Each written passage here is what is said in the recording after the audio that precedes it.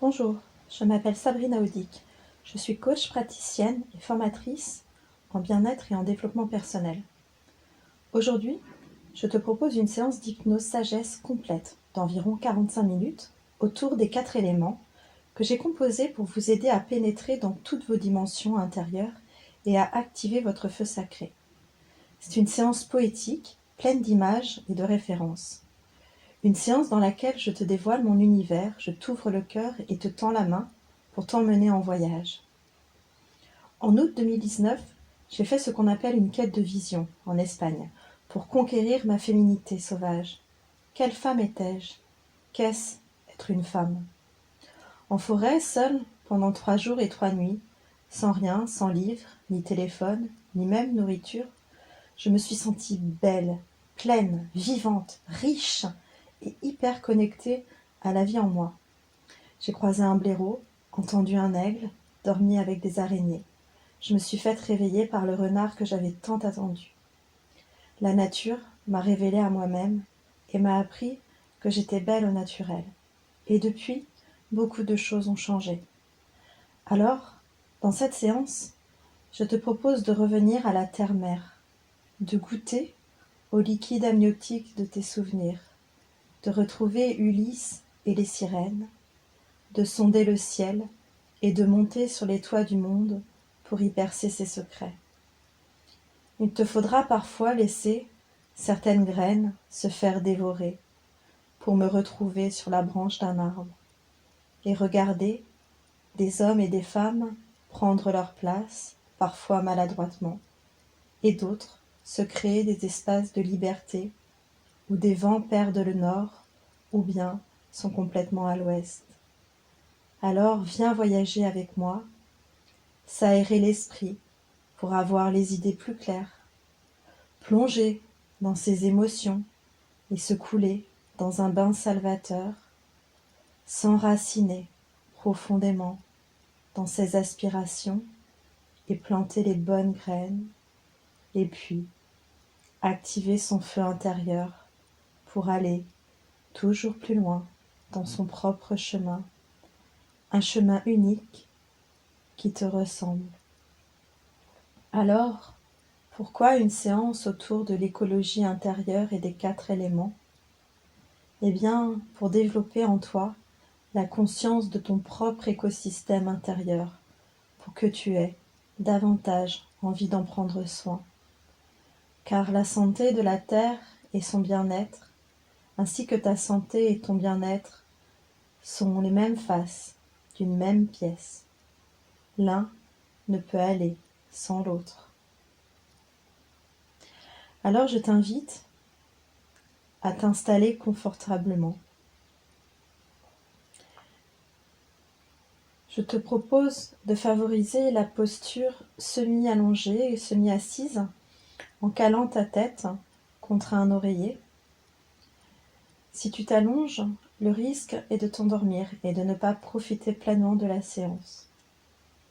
Et puis bien sûr, éteindre le téléphone, faire en sorte d'être tranquille pour un voyage de 3/4 d'heure. Alors voilà, je t'invite à te détendre, prendre vraiment le temps de t'installer confortablement.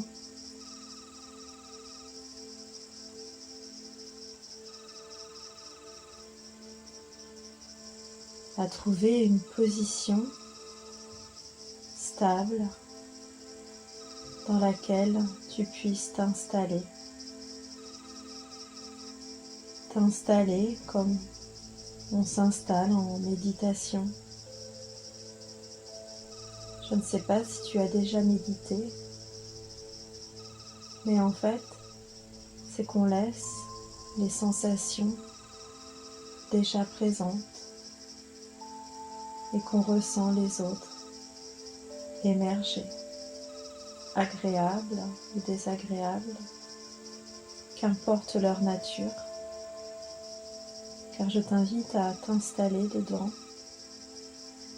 pour les observer sans jugement, sans peut-être même chercher à les apprécier, ni même à les chasser, juste les observer, être avec toutes tes sensations.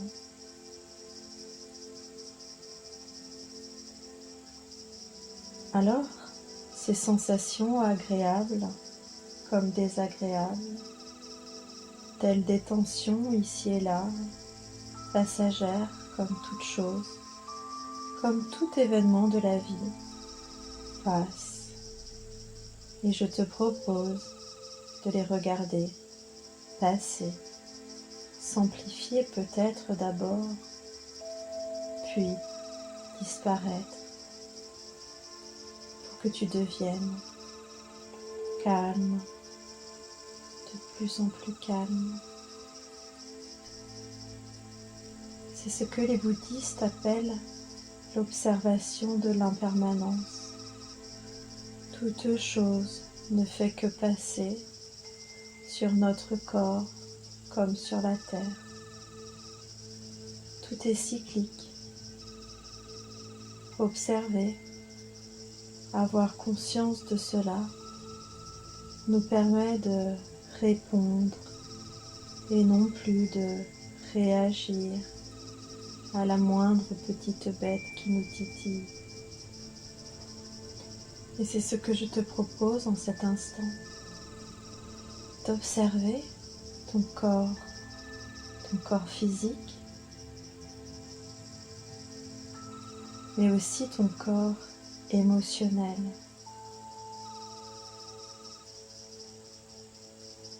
Tes sensations corporelles, mais aussi les sensations que laissent tes émotions, laissées elles-mêmes par tes pensées. Et alors que je te parle, je me demande quelle partie de ton corps est la plus tendue et au contraire laquelle est la plus détendue. Quelle partie de ton corps est la plus froide?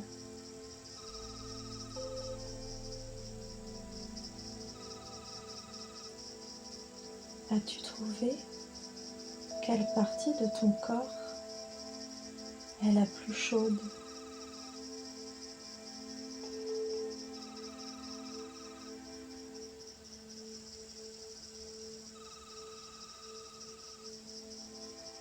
Sens-tu la forme de ton corps?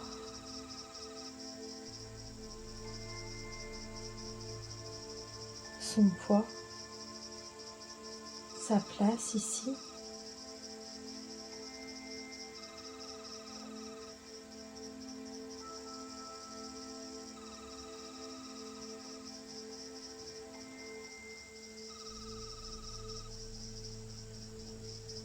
Y a-t-il encore quelques émotions cristallisées dans ton corps, comme des colères, frustrations, joie, tristesse? Y a-t-il parmi tout cela une émotion prédominante? Si oui, où se loge-t-elle dans ton corps?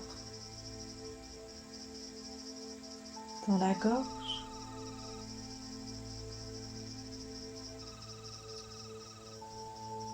Sur ton cœur? Au creux de ton ventre?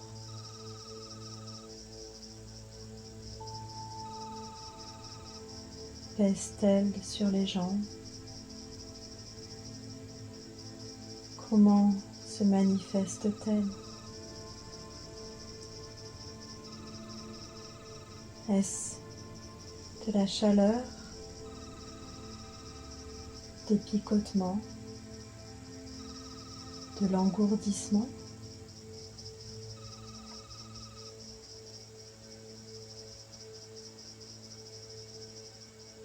Tu vas pouvoir à présent laisser filer, passer tout cela.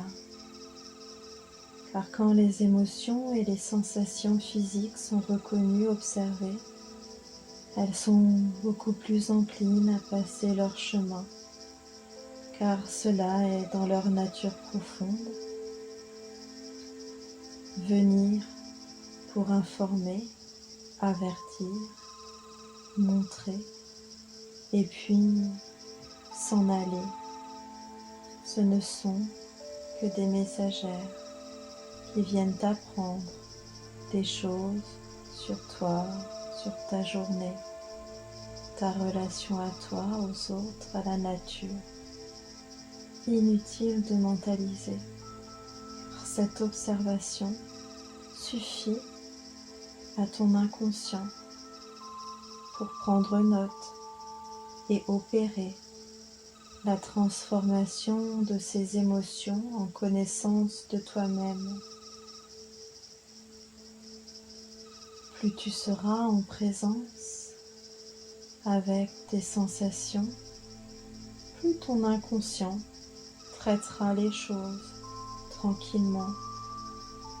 Et alors, ainsi, des réponses remplaceront les réactions et la répétition de schémas cédera sa place à la transformation. Car tout cela est une sorte d'alchimie. Et en parlant d'alchimie, je t'invite dans un premier temps à entrer dans les 4 éléments qui te composent: el aire, el agua, la tierra, el fuego, l'air, l'eau, la terre, le feu. Tu n'as pas besoin de retenir ce que je vais te dire, cela va passer en toi comme l'air dans tes poumons. Comme tes reins filtrent les toxines, ton foie filtre ton sang, comme si la foi et le sang étaient liés. Il y a de la vie dans l'espoir et ton âme a ton inconscient pour filtrer tes vérités qui ne sont celles de personne d'autre. Et l'état d'hypnose aide ton inconscient à mieux laisser circuler les informations pour capter ce qui est intéressant pour toi et pour laisser filer ce qui lui est inutile. Et ces informations vont être portées au plus profond des choses par la musique, les sons, les vibrations qui t'entourent. Peut-être commences-tu déjà à ressentir l'élément terre dans tous tes espaces solides, ces espaces aux formes précises comme ta mâchoire, tes dents, tes ongles, tes muscles, ton squelette. Ce sont des éléments matériels, solides, qui structurent ton corps, et tu peux remercier l'élémentaire qui t'abrite et te bâtit. Et puis, tu peux aussi explorer en toi l'élément liquide, entre salive et sang, entre lymphe et urine, bile, l'eau que ton corps métabolise. Tu peux ressentir toute la fluidité de ton corps comme la vie s'écoule en toi, se meut, circule. Rappelle-toi le liquide amniotique dans lequel tu as été hébergé. On dit que nous avons été des étoiles, puis des poissons, avant de nous lever sur cette terre. Cette eau circule toujours en nous.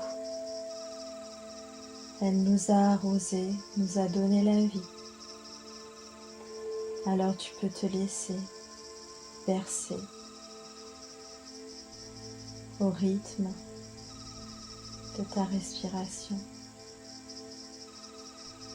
qui monte et qui descend, qui monte, qui descend, qui monte, qui descend, comme une vague intérieure qui entre en toi pour t'oxygéner.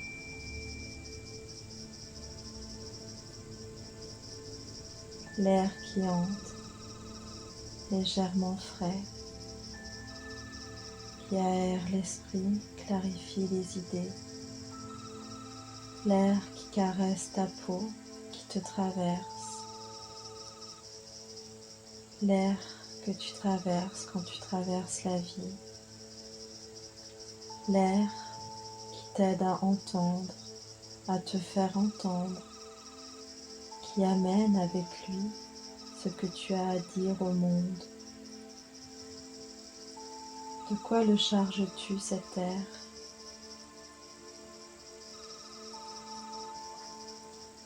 Cet air qui peut alimenter le feu, ton feu intérieur.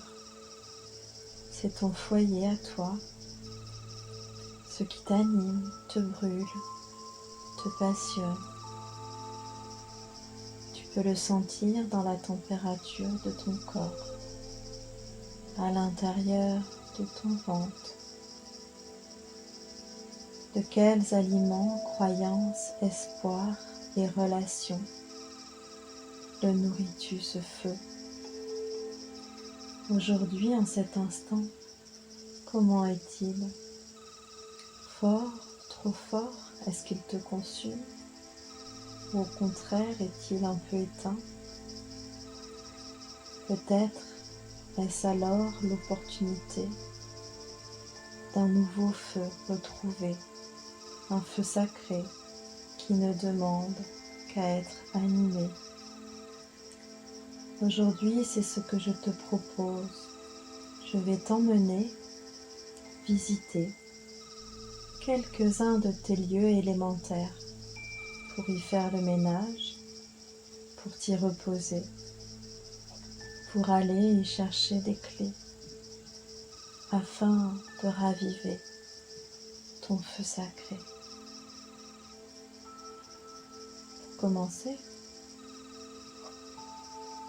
je vais te raconter l'histoire d'un petit garçon qui s'appelait Ulysse.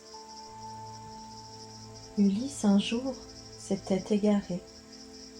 Il était parti loin, loin, loin de chez lui, si loin qu'il avait complètement oublié d'où il venait.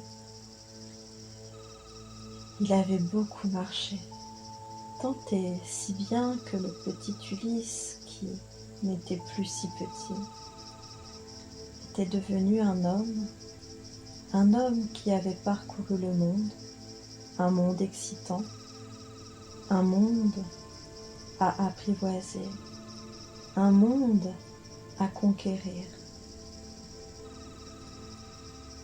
Il avait connu des femmes, beaucoup de femmes, peut-être trop, des nymphes, des femmes du commun des mortels, des enchantresses, des sorcières,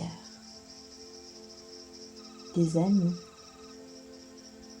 En tout cas, jamais une femme aussi belle que Pénélope. Toutes le charmaient, mais aucune ne semblait réellement l'aimer. Ulysse avait côtoyé des hommes aussi, car les hommes sont partout.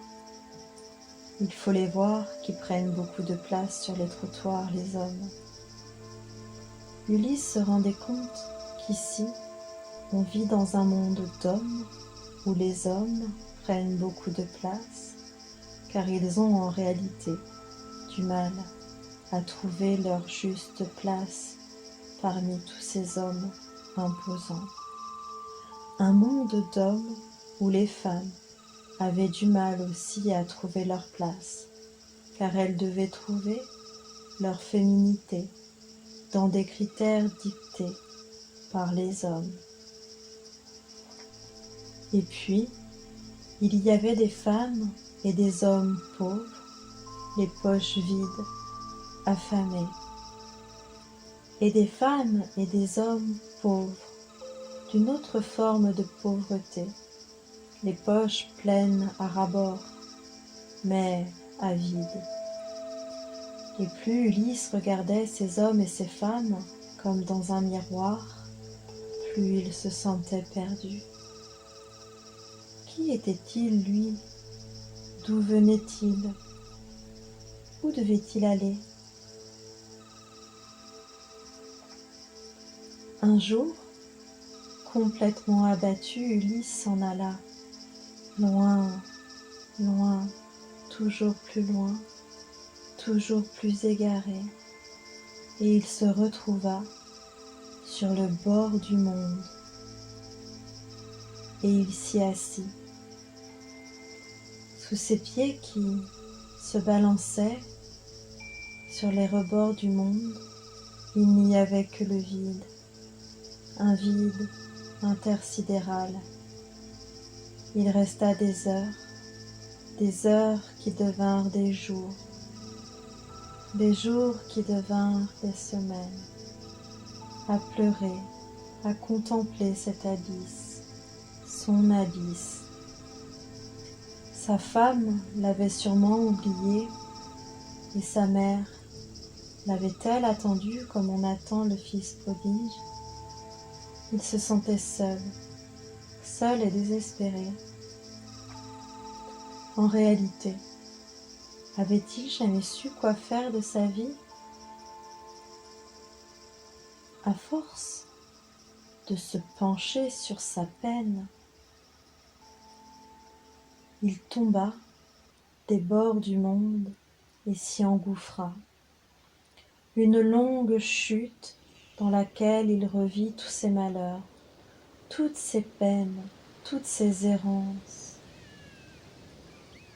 Et à la fin de sa chute, il vit se dessiner tout en bas des ondes, des formes, des ondes de forme. Était-il en train d'halluciner? Pourtant, les ondes se rapprochaient. Ou alors peut-être était-ce lui qui s'approchait. Le vide avait fait place à de l'eau, et à présent un calme plat régnait. Et le voilà qui se baignait dans un océan, peut-être l'océan de ses larmes, ou quelque chose de plus ancien. Oui, Ulysse était tombé dans l'océan des mémoires anciennes, et il y entendait quelque chose dans les profondeurs, comme un chant qui l'invitait aux confins du monde de l'eau, monde marin, monde aquatique, profondeur des océans,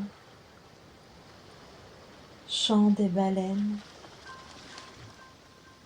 langage sibyllin des sirènes, caresse des algues. Il nagea un peu plus profondément et il sentait qu'il y avait quelque chose d'important au fond, quelque chose à savoir. Près d'un rocher, une forme d'eau se matérialisa devant lui. C'était la déesse. L'eau primordiale, celle qui a fait naître tous les hommes, toutes les femmes, tous les êtres vivants, celle qui coule des yeux des hommes, celle qui ruisselle des montagnes, celle qui tombe des nuages, celle qui emporte des villages, celle qui nettoie les âmes fatiguées, celle qui t'a fait naître, celle dans laquelle tu as baigné dans le ventre de ta mère avant de connaître la loi de la gravité des corps et des faits.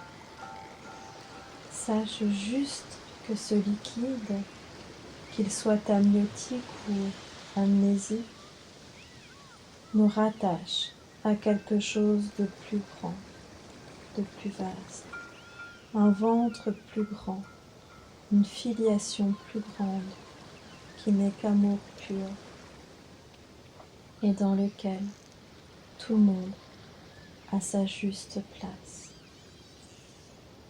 La déesse prit la forme de Leila, l'ange de la conception, et elle posa son doigt sur la bouche d'Ulysse, plus précisément sur cette petite fossette, juste sous le nez, là où on dit qu'un secret a été scellé.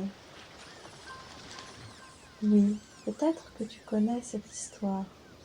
On dit que lorsqu'un bébé est dans le ventre de sa mère, il sait tout de l'univers, de ses secrets, de l'amour. Il sait tout de l'ordre des choses, des mystères de la vie. Il sait exactement ce qu'il veut et doit accomplir sur terre, où il doit aller, qui il doit rencontrer. Mais à sa naissance, Leïla passe le voir et le frappe légèrement sur sa bouche pour qu'il oublie. Et c'est alors qu'une petite fossette apparaîtrait. On appelle cette petite fossette sur la lèvre supérieure le philtrum, et en grec, cela veut dire aimer, s'aimer, se faire aimer. Comme si le challenge de tout enfant à naître est de retrouver l'amour sous toutes ses formes par la force de son intuition, sa confiance, sa capacité à aimer et à s'aimer. Ulysse, je pose mon doigt aujourd'hui sur ta bouche, car en effet, je t'ai vraiment égaré. Je suis pourtant venue dans tes rêves. Pourquoi ne m'as-tu pas entendu? À peine eut-elle posé son doigt qu'Ulysse se rappela, tout lui revint. Oui, en effet, pourquoi avoir tant parcouru le monde? Pourquoi être toujours allé chercher ailleurs, toujours plus loin, alors que sa vie l'attendait à Ithaque? Lui, il avait oublié, il s'était égaré. Bien sûr qu'il devait revenir, car il savait que sa place était là-bas. Ulysse regarda la déesse qui lui sourit, et elle lui dit : « Apprends, apprends à écouter tes rêves, ils sont tes guides, ils sont ma voix. » Ulysse regarda la déesse. Il la reconnaissait. Oui, il était déjà venu dans ce vaste océan, avant même de naître. Peut-être était-ce cela qu'il était venu chercher ici, s'éloigner pour mieux revenir. Alors Ulysse remonta à la surface. Bien sûr, il avait oublié, mais dorénavant, il savait le plus important. Il avait repris confiance. N'aurais-tu pas envie, toi aussi, de t'asseoir un instant sur le bord de ton propre monde, et de te glisser, de plonger, de te laisser accueillir dans cet océan d'amour et de douceur, dans cette eau qui est à la bonne température pour toi, dans cette eau qui te donne cette sensation parfaite où la température du corps et la température ambiante ont fusionné pour une parfaite chimie. Tu es le monde et tout ce qui t'encombre se volatilise. Tu es léger, légère dans l'eau, comme sans poids. Tu es comme une bulle qui se laisse subtilement bercer.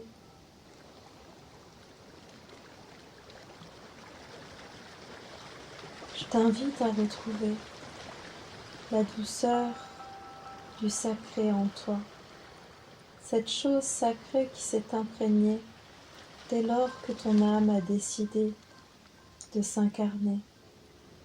Dans ce bain divin, tu as été béni, non pas des religions terriennes, mais béni de la vie qui t'a créé, qui voulait de toi. Peut-être crois-tu qu'il te faut encore chercher une place, car tu avais oublié que tu l'avais toujours eu ta place.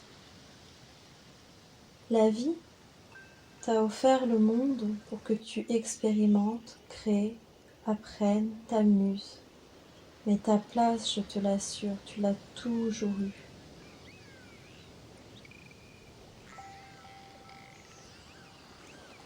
Peut-être peux-tu imaginer que je passe dans cet instant et que je pose mon index sur ta lèvre supérieure, juste en dessous de ton nez, là où ton secret a été scellé.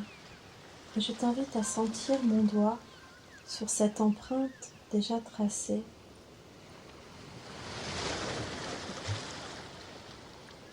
Et je t'invite à reconnecter ton intuition, ta confiance. Nul besoin de chercher à mentaliser, les choses se passent au niveau cellulaire, au niveau de ton corps composé à 70% d'eau. Oui, au fond de toi, tu sais exactement où tu dois aller. Alors plonge dans cette eau primordiale. Imagine-toi en position fœtale, dans ton liquide, ta bulle qui se meut doucement, qui dérive au gré des sons, au gré des vibrations. Que veux-tu savoir? Profite de ce voyage aquatique pour demander sans question, pour écouter juste la réponse.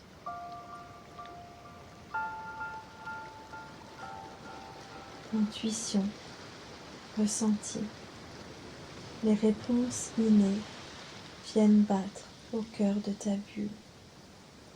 Et je te laisse écouter la connaissance du monde qui vit en toi, te pardonner tes errances, pardonner à ceux qui avaient oublié que toi aussi tu es un être parfait, divin. Car peut-être qu'ils l'ont oublié pour eux-mêmes.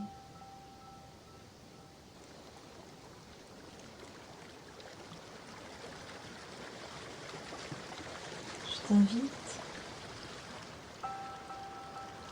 au rythme de la musique à te rapprocher de la surface.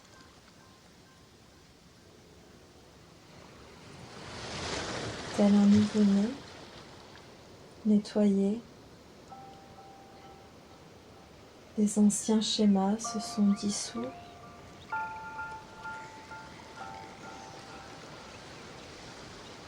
C'est comme une renaissance.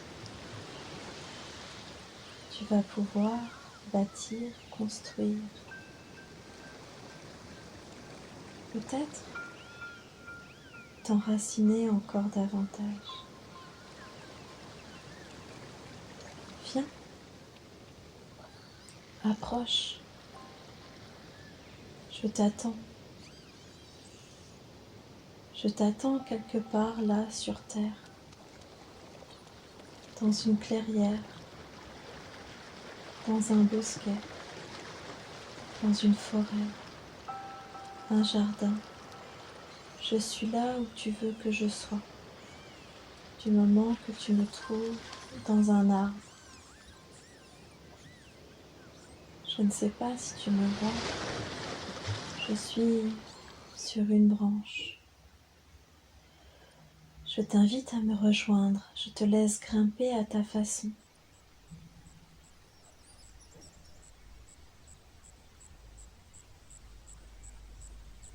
Tu peux venir sur ma branche, t'asseoir près de moi ou en choisir une autre. Prends le temps, car voici une autre façon de s'asseoir sur les bords du monde. Cette fois-ci, le monde de la civilisation.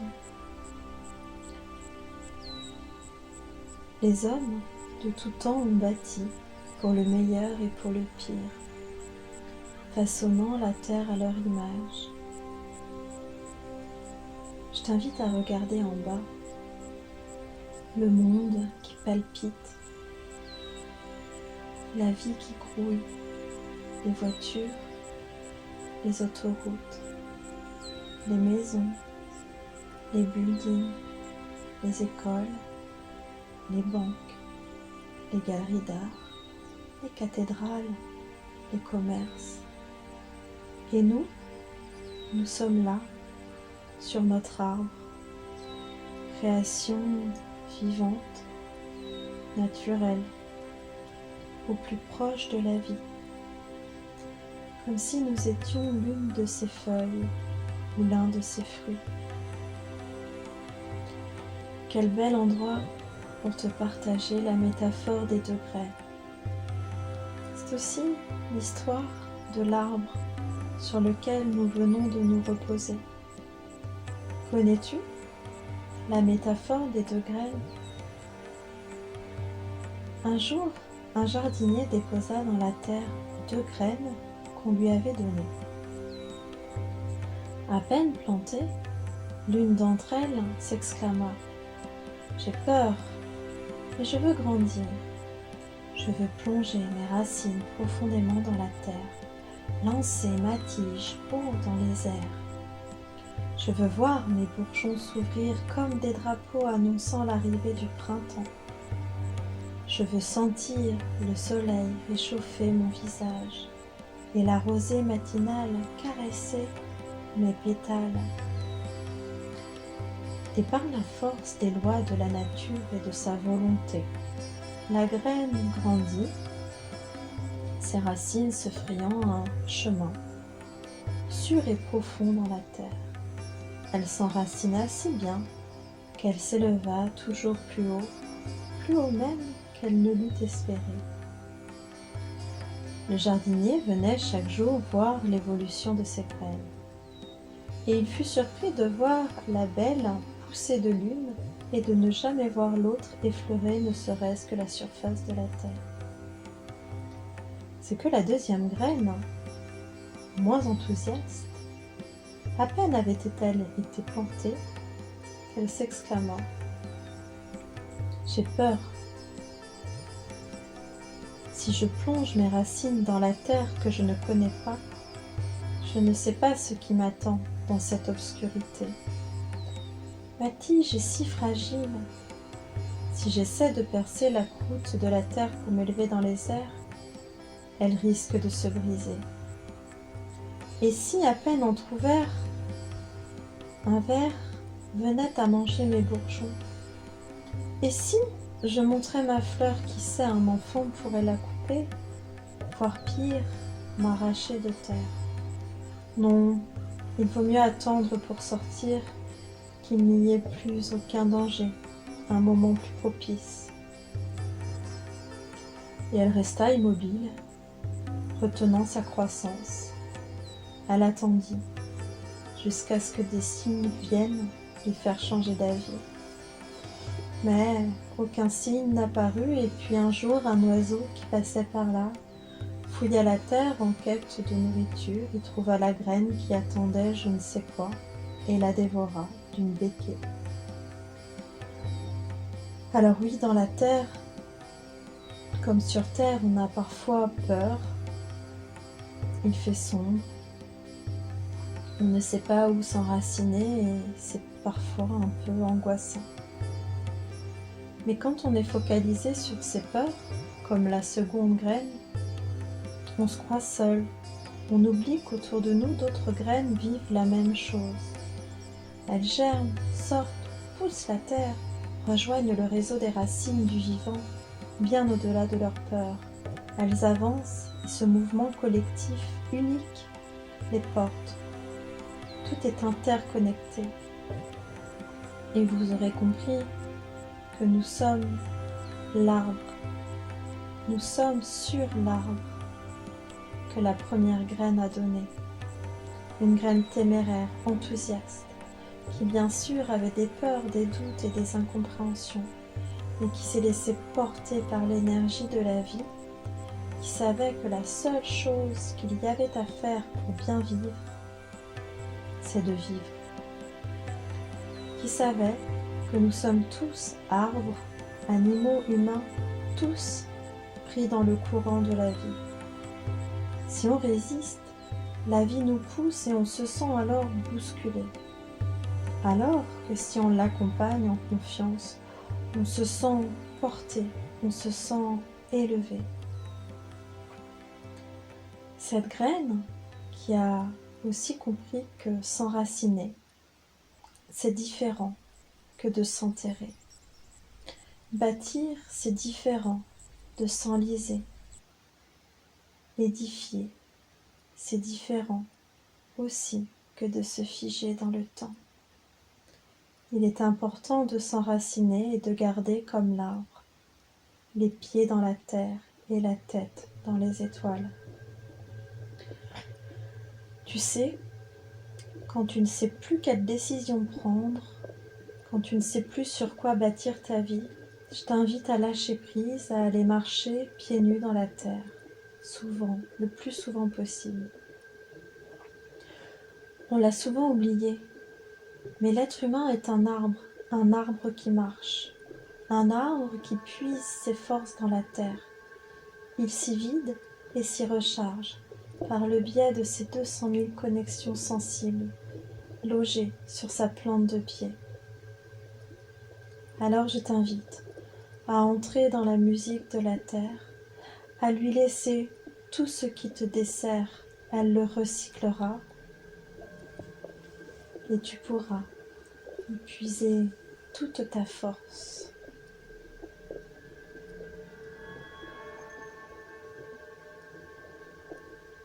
Je vais te raconter une nouvelle histoire. Une histoire qui, dit-on, se serait passée sur l'île au vent.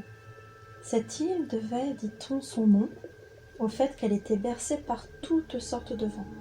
Des vents doux, des vents frais, des vents épicés, des vents colorés, des vents d'ouest, des vents de travers, mais surtout des vents vivants. Sur cette île, les maisons étaient faites en tissu.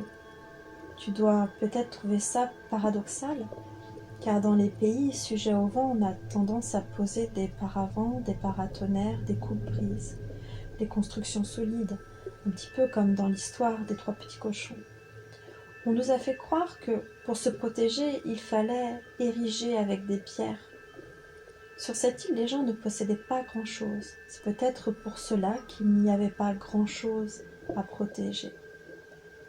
Je ne sais pas. Tout était laissé à l'air libre. Forcément, quand on a une maison en tissu où tout s'envole, mieux vaut ne posséder que l'essentiel. Les pertes seraient trop lourdes. Je t'assure, tu n'es pas le seul à trouver cela bizarre. D'ailleurs, un jour, un homme s'installa sur l'île. Il en avait marre de son pays, les gens y étaient très stressés et il y avait tellement de choses à gérer dans son pays. Il avait entendu parler de cette île où les gens étaient connus pour être le peuple le plus heureux du monde. Il pensait que cette île serait dure à trouver, car elle n'était placée sur aucune carte. Mais le bonheur, finalement, n'était pas si loin. Une fois arrivé, la première chose qu'il fit fut de chercher un logement solide qui l'abriterait des vents. Alors forcément, il n'en trouva pas. Alors il décida d'en bâtir une, un peu comme il y en avait chez lui. Il demanda un permis de construire au chef de l'île, qui s'étonna, on ne délivrait pas de telles choses ici. Ici, la terre est à tout le monde, et chacun peut y poser une habitation. Tout cela lui prit du temps, mais finalement, il eut sa maison. Quelques mois plus tard, le chef de l'île passa le voir, car il ne le voyait jamais aux réunions de l'île. Et comme il fut étonné, la maison de notre homme était immense, solide, remplie d'objets qu'il n'avait jamais vus. Il se demandait à quoi tout cela servait. Il comprenait mieux pourquoi on ne le voyait jamais. Le chef lui demanda pourquoi il était venu sur leur île. Et l'homme lui répondit « Pour changer d'air ». Le chef lui sourit et lui dit « Et quand tu es dans cette maison, tu te sens comment ?» L'homme répondit « Je me sens comme si j'étais chez moi, à l'abri comme dans mon pays. » Et enfin, le chef lui posa une dernière question. « Et pourquoi as-tu construit une si grande maison ?»« Pour pouvoir y mettre mes souvenirs, mes meubles, mon équipement, tous mes objets. D'ailleurs, je vais les faire venir par avion. » « Ah, encore d'autres objets à venir, se dit le chef qui lui sourit et qui lui dit « Attends, je cherche à comprendre. Tu souhaites changer d'air, mais ne pas renoncer à tes anciennes habitudes. Tu souhaites te renouveler, mais tu t'encombres des choses de ton passé.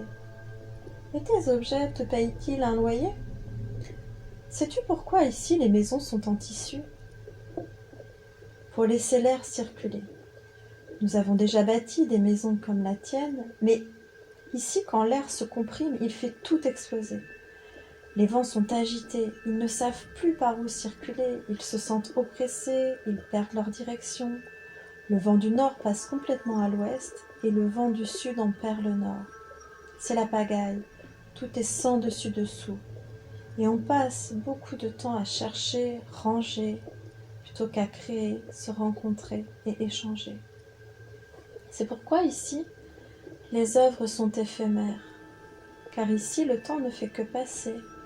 Les choses sont régulièrement emportées et recyclées. Et c'est pour cela que ce peuple est heureux.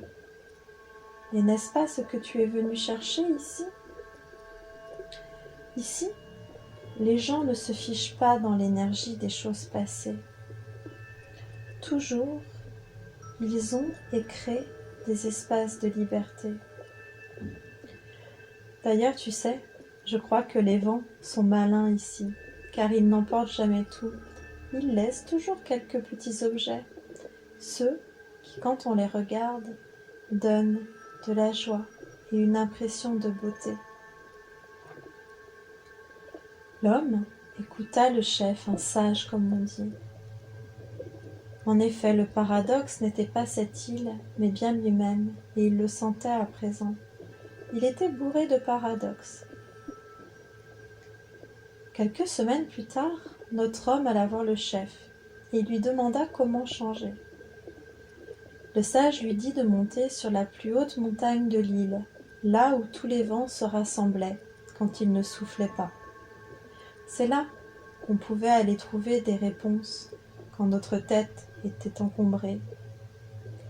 Il y alla. La montagne n'était pas si haute car les vents l'avaient érodée. Il s'assit et écouta. Les vents semblaient crier en rafales, lui rentraient dans les oreilles, lui soufflaient le visage. Mais il ne distinguait pas de réponse. Et il resta là 3 jours assis sous les vents qui se déchaînaient. Il avait confiance dans le sage. Au bout de 3 jours, il redescendit. Aucun message, rien. Il ne s'était rien passé. Enfin, rien passé en apparence, car il se sentait différent, comme aéré. Sa tête lui semblait vide, mais d'un bon vide. C'est ce qu'on appelle de l'espace. Quand il revint chez lui, il regarda sa maison et tous ses objets d'un nouvel œil. Il les redécouvrait. Pourquoi avait-il ceci depuis des années? Pourquoi avait-il gardé cela alors qu'il ne s'en servait pas? Beaucoup de choses qui ne servaient que très rarement. Beaucoup de choses qu'il aurait pu appeler les au cas où. Alors, pris d'une impulsion, il fit un grand ménage par le vide. À la fin, il ne restait que l'essence de l'essentiel. Et une étrange sensation le parcourut, comme si, pour la première fois, sa vibration intérieure était en accord avec la vibration de ce qui l'entourait. Ou peut-être était-ce l'inverse. Était-ce la vibration de ce qui l'entourait qui était en accord avec sa vibration intérieure? Qu'importe. L'essentiel était qu'il se sentait complètement bien, présent. Était-ce donc cela d'être heureux? Cela semblait si simple, être présent. Tu sais, on dit que notre environnement est le reflet de notre psyché, notre intérieur, notre foyer, comme le reflet de notre intériorité. Trier, recycler, vider, jeter, se délester, faire le vide dans sa maison, dans ses tiroirs, c'est aussi aérer, libérer des espaces dans son mental, pour y laisser la vacuité nécessaire à la créativité. On dit que l'air, le vent, est l'élément du mental, de la réflexion, de la création. Alors je t'invite à aérer ton foyer, ta voiture, à t'aérer toi-même au contact de la nature, à aller prendre des bols d'air frais, des rafales de vent marin, pour t'aérer la tête et l'esprit, aussi souvent que tu le peux. Tu sais, l'air alimente aussi le feu.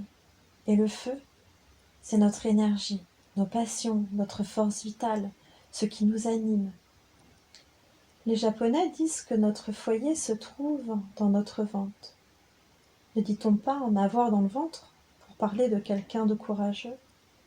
Ils appellent aussi cela l'océan d'énergie.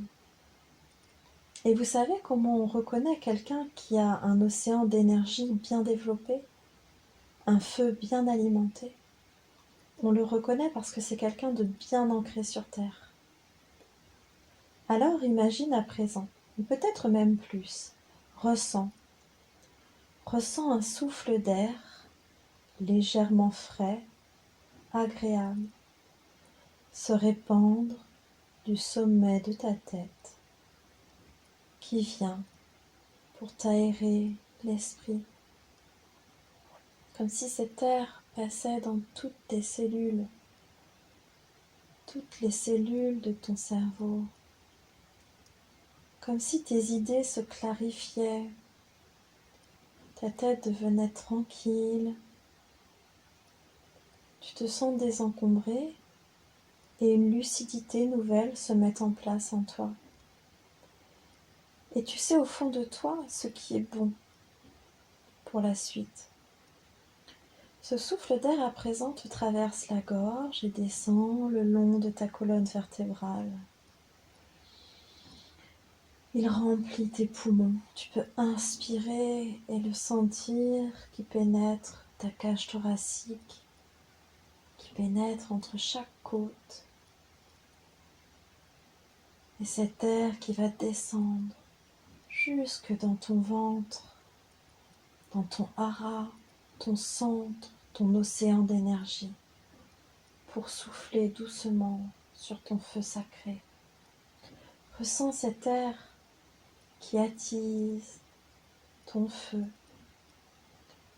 qui s'anime et se déploie, la flamme qui se ravive. Et puis l'air va descendre dans ton bassin, jusque dans tes jambes et dans tes pieds qui vont commencer tranquillement à se désengourdir. Tes pieds qui savent à présent où ils doivent se diriger, où ils souhaitent s'enraciner. À partir d'aujourd'hui, tes éléments intérieurs s'équilibrent au mieux pour activer ton feu sacré, pour t'aider à activer pleinement tes potentiels. Imagine-toi dans quelques jours, depuis cette séance, tu sens que quelque chose de positif s'est rallumé en toi. Tu t'es mis en action pour faire ce qu'il y a de mieux. Tu as commencé, repris des projets importants pour toi. Et tu sens que cette fois-ci, tu iras jusqu'au bout.